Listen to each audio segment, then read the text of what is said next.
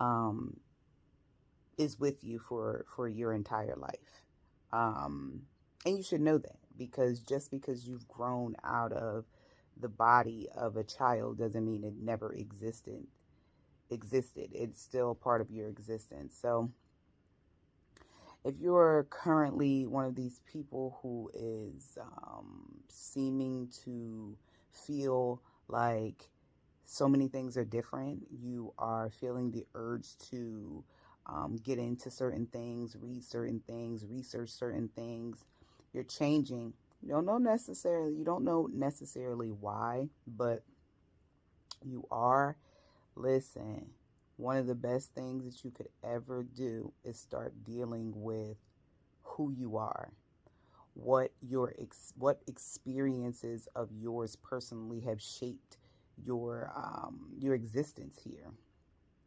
And that's like, far, far, far low on the list, but just realizing that everything that makes you, what is that about? What is that really about? Fun fact, well, not fun fact, little story time. um I just realized that when someone tells me, um we'll talk about something later, or don't take a how do you say this? Well, I just said it. So we'll talk about something later. I didn't realize that that makes me sad. I was trying to figure out, like, why am I sad? And it was almost like an out of body experience, if you will.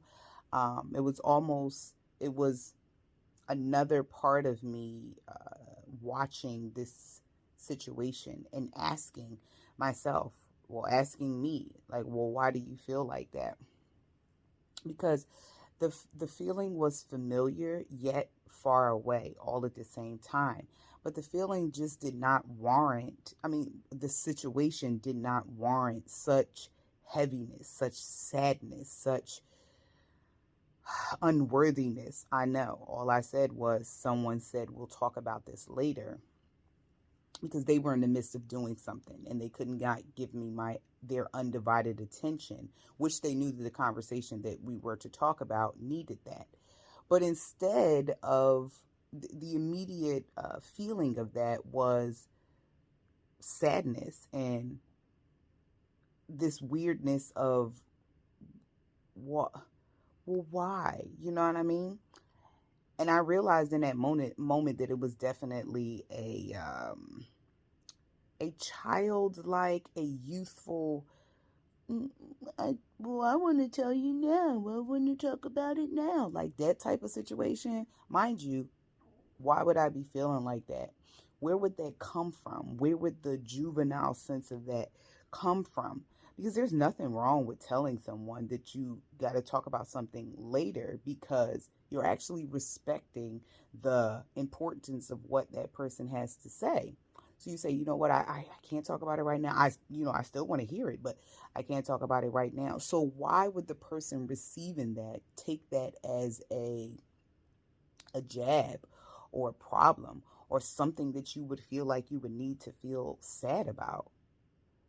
So I had to sit down and unpack it. And it was so funny because I was already getting in the tub, and I love hydrotherapy. The tub, water, the stuff I put in it, my baths and everything. Like, I take that stuff serious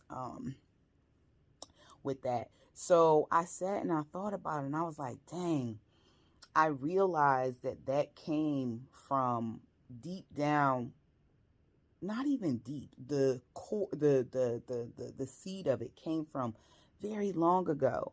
And what I realized is that very long ago was me being a kid, a very small kid, probably before 7, and I mostly remember after 7 once my brothers were born.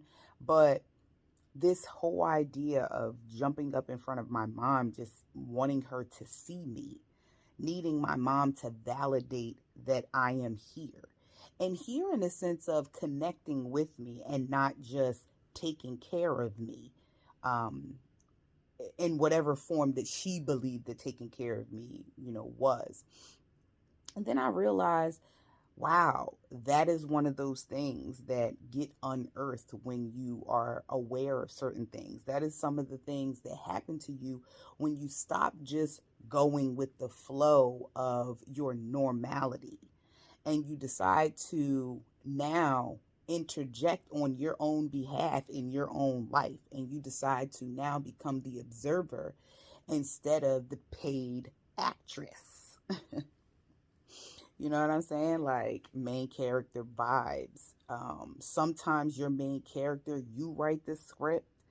Um, your experiences write the script. Other outside influences write the script.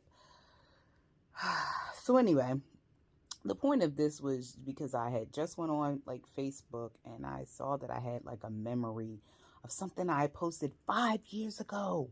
5 years ago. I can't even believe that it's been that long since I've